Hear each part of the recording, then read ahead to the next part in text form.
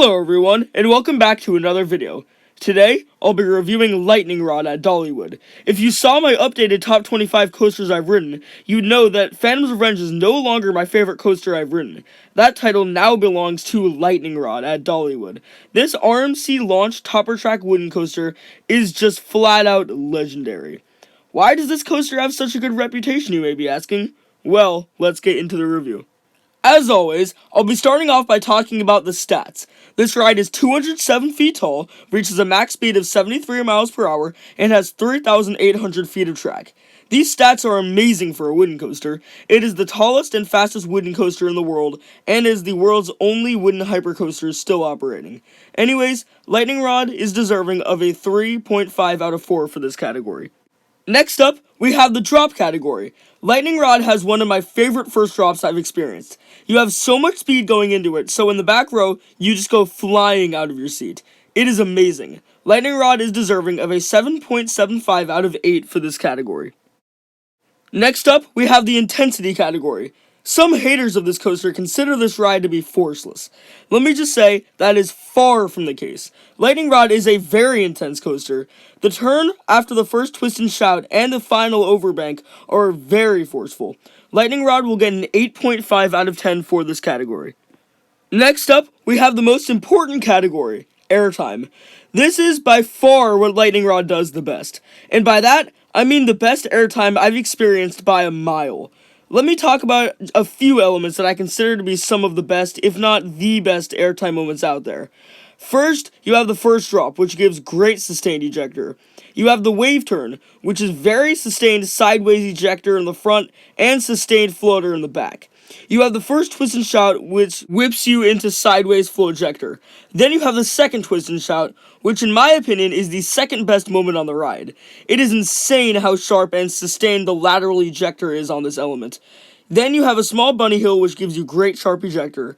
Then you have what is by far the best part of the ride, and my favorite part of any coaster I've ridden, the quad down. This is by far the strongest and most rapid of all airtime moments I've experienced. Sharp ejector is my favorite thing, and Lightning Rod absolutely nailed it with how good the sharp ejector is, especially on the quad down. Then you have another small bunny hill, which gives great airtime. Then you have a very intense overbank with a great pop of ejector at the end.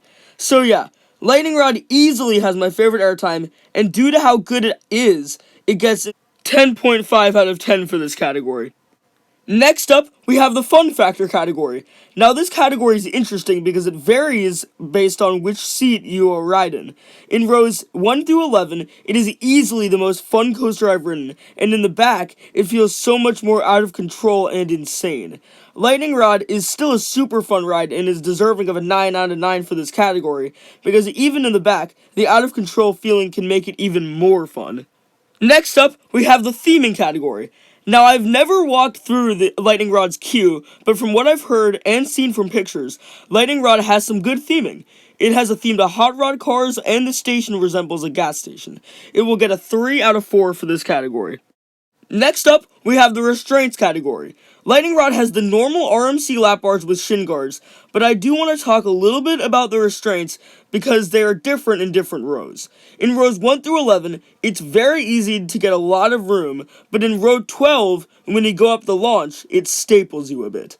This is annoying, but I do like these RMC Restraints more than I used to after experiencing them more. There is another thing I'd like to talk about, and that is the seatbelt. From someone who I was riding with, they complained about the metal part of the seatbelt digging into your legs during the ride. Try and not situate the metal part of the seatbelt right on your legs, because during some sharp ejector moments, it can hurt. Anyways, Lightning Rod will get a 6.5 out of 8 for the Restraints category. Next up, we have the Smoothness category. This is another thing where depending on where you sit, the smoothness will vary. In the back, it has one pothole, but everywhere else, it is glossy smooth. Lightning Rod will get an 8.75 out of 9 for this category. It isn't quite as smooth as Outlaw Run, but really one slight pothole doesn't make a ride rough at all. Next up, we have the launch category. Lightning Rod has an LSM launch which takes you up to 43 miles per hour. This launch is good, but it does slow down at the top. That doesn't affect the rest of the ride though. Anyways, Lightning Rod will get a 2.75 out of 4 for this category. Next up, we have the location category.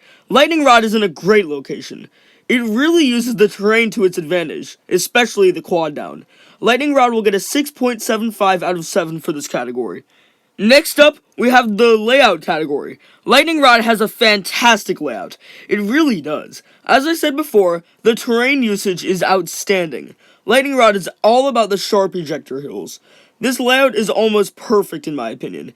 It will get a 9.75 out of 10 for this category. And now we have the overall score. Based on these categories, Lightning Rod gets a 76.5 out of 83. When we base this on a factor of 10, it gets a 9.2 out of 10. 9.2 out of 10? What? That is such a low score for this insane ride. That is why I have my personal score. For my personal score, because this is my favorite ride, and because it looks number 1 in the world, I think it deserves more than a 10. For my personal score, Lightning Rod gets a 10.1 out of 10. This absolutely ranks as my number 1 out of my 102 credits. Sorry, Phantom's Revenge. This coaster is perfect in my opinion, and is very intense, very fun, in a great location, has good restraints, is very smooth, and has by far my favorite airtime I've experienced. There is zero cons of Lightning Rod in my opinion. I just really love this ride, and I even respect it more than Alpengeist in a way. Anyways, I hope you enjoyed this video. Inverted Thrills, out.